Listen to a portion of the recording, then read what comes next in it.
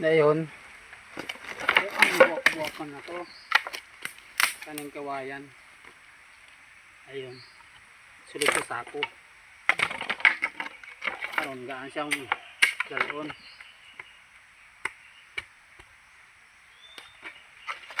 Okay, dali rin lang ba? Okay.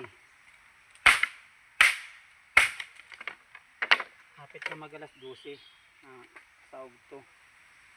Okay. Nagtrabaho pa ako.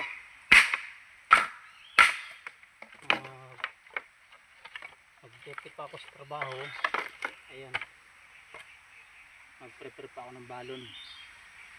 Para kanihapon. Eh, huwag tuman ron. Dali-dali ra akong anhid rin sa kawayan. Makuha ko.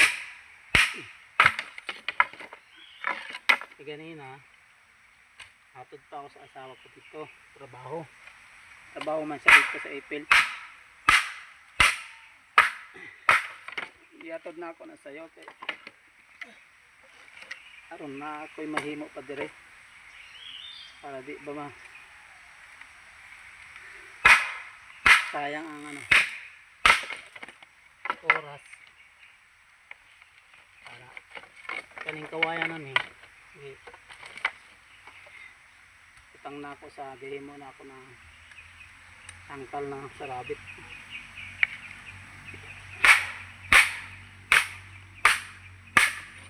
Magdugang ko ng tangkal kaya dungagan ng mga aking alagang rabbit. Ayan, nanganak siya ng 4 kabuok. Kaso puro laki yung 4 kabuk. Ayan, lipay kay ko kay yan kumulantaw sa kuwang lagang rabbit. Kalingaw ba? Okay, kawala kakapoy ba? Pasensya ka na, pasensya na mo sa ako ang istoryang Bisaya kay practice pa lang ko.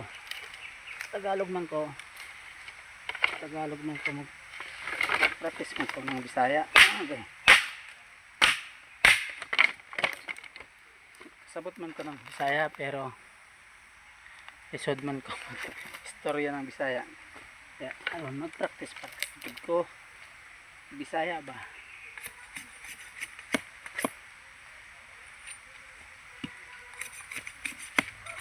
Ayun, sabay linisan. Dayon, isulod sa sako. Ano na, isako dito.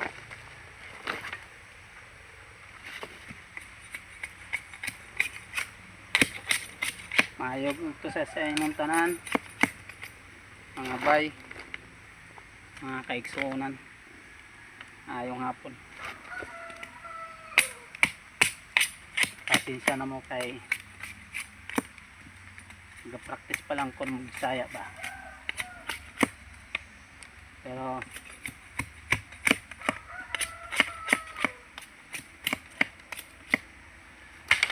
mauna na to mga idol kay akong tiwasan ako na kay dali-dali na ako mahuli na ako kay maglungag pa ako para balon. Thank you for watching mga idol. God bless. Mayong to.